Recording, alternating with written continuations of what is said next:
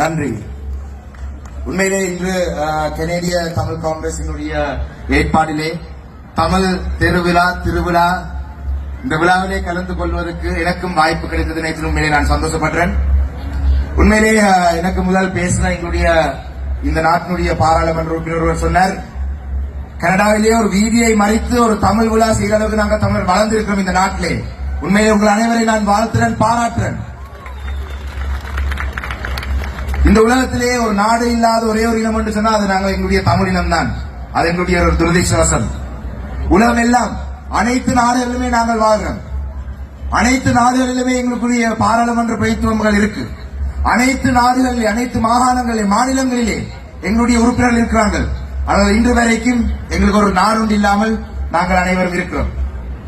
உங்களுக்கு தெரியும், கடந்த காலத்திலே யுத்தத்தினால விரட்டி அடிக்கப்பட்ட எங்களுடைய மக்கள் இந்த நாட்டிலே இருந்து அகதிகளாக அந்த நாட்டை இலங்கையை விட்டு அனுப்பப்பட்ட மக்கள் இன்று உலகம் எல்லாம் அனைத்து நாடுகளும் மிக சிறந்த இடத்தில் இருக்கிறார்கள்.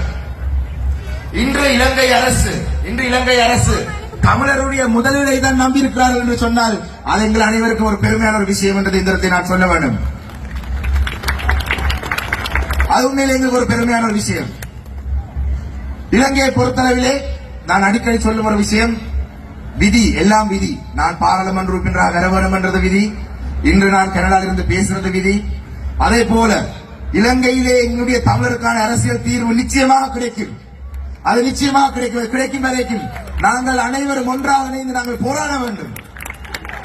நான் ஏன் விதியிலே நம்பிக்கை இருக்கு என்று சொல்றேன்னு சொன்னால், எங்களுடைய நாட்டை விட்டு, எங்களுடைய பிரதேசங்களை விட்டு எங்களை விரட்டி அடித்த கோட்டாபய ராஜபக்ச அதே நாட்டை விட்டு இன்று அகதியாக இன்னொரு நாட்டிலே தஞ்சமடைந்திருக்கிறார்.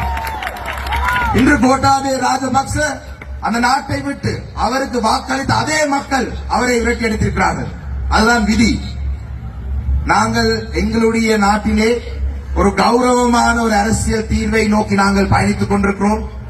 அந்த கௌரவமான அரசியல் தீர்வினூடாக எங்களுடைய நாட்டிலே வாழும் எங்களுடைய தமிழ் மக்களுக்கான நிரந்தரமான, சமாதானமான, ஒரு அமைதியான, ஒரு சிறந்த எதிர்காலம் அமைக்கும் வரைக்கும் என்னுடைய அரசியல் பணிகள் தொடரும் என்றதை இந்த இடத்திலே நான் பகிரங்கமாக சொல்ல விரும்புகிறேன். அதே போலதான் நாங்கள் தற்பொழுது செய்யக்கூடிய, நான் நீண்ட நேரம் பேச மாட்டேன், ஒரு 2 நிமிஷம் தான். நீங்க எல்லாம் பாட்டு கேட்க வந்திருப்பீங்க. 2 நிமிஷத்துல என்னுடைய உரையை முடித்துக் கொள்வேன்.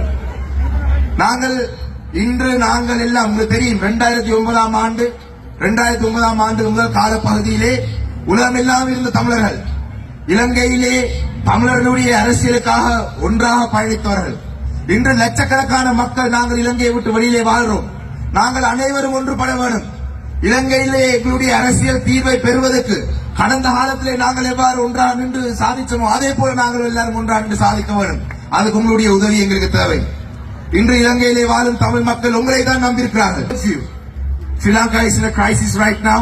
Sri Lanka is facing its biggest economic crisis, and I feel that when there is a crisis, there is an opportunity, and I feel that we should use this opportunity to benefit all Sri Lankans. And the only thing that the government of Sri Lanka needs to do is to guarantee that Tamil people are given their political rights, and we would like to ask for more support like we have given in the past. Thank you very much. Nandri Vanakkam.